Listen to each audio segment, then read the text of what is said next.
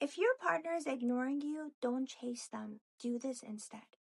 You cooked dinner, you dressed up, you got your hair done, you worked all day, came home exhausted, and still tried to show up for your relationship. But you just don't have his attention. You feel invisible. You might start catastrophizing everything, and a million questions run through your head. Why is my partner ignoring me? Do they not love me anymore? Is there someone else, or am I doing something wrong here? Now, before you jump to any of those conclusions, I want you to understand something. Being ignored can mean very different things. And if you respond to the wrong reason, you can actually push your partner further away. Just for today, for this moment, let's consider 4 possibilities. And by the end of this video, I will give you a tool to help you become better at recognizing some of those patterns.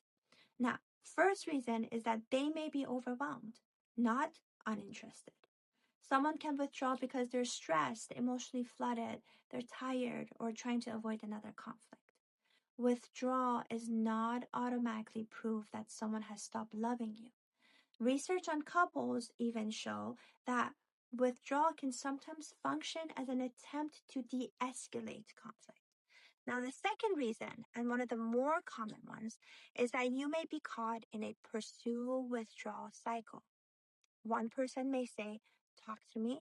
What's wrong? Why are you ignoring me? And what happens is that the more one partner pressures for a conversation, the more the other may withdraw. And then the first person feels even more rejected and pushes harder. Now you're not solving the original problem, you've actually created a cycle. Third reason is that they may not understand what you're actually asking for. Yes, men and women are completely different. You may even see how different you are from your own sibling, even though you were raised in the same household, same family culture, and very similar upbringing. Now imagine the gap between your mindset and your partner's. So cooking dinner, dressing nice, and doing really thoughtful things are all amazing. And they are attempts at connection, but your partner may not interpret them as I need closeness from you tonight. Sometimes we need to say the vulnerable thing instead of hoping our behavior communicates it for us. Last one, the last reason, which is probably your least favorite, is that there may actually be a relationship problem. If your partner repeatedly refuses communication, dismisses your feelings, withholds affection to punish you, or has become chronically disengaged, don't explain everything away as stress. Persistent withdrawal deserves a direct conversation. And if they're not willing to have this conversation with you, you can either suspect something deeper or it might be time to rethink your relationship. Now, the tool that I want to give you is what I call the 3-question check. Before deciding, that my partner doesn't care about me, first ask yourself, is this new or is this a pattern? If it's new, ask what has changed in their life. If it's been happening for months or years, you're dealing with a relationship pattern, not one bad evening. Second, do they withdraw from everybody or mostly just from you? That can help distinguish general overwhelm from relationship-specific disengagement. Finally, what happens when you approach them calmly? This is perhaps the most important question. Do they eventually engage and care about your experience? Or do they consistently dismiss, ridicule, punish, or ignore you? That brings you naturally to the solution instead of, you never pay attention to me, or obviously you don't care about me anymore. You try actual communication.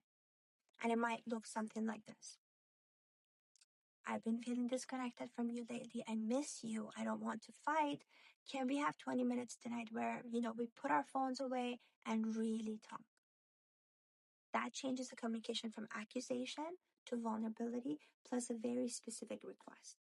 We know that demand withdrawal patterns suggest that pressure, blame, and heightened arousal can become part of the cycle, while more cooperative communication is less characteristic of that pattern.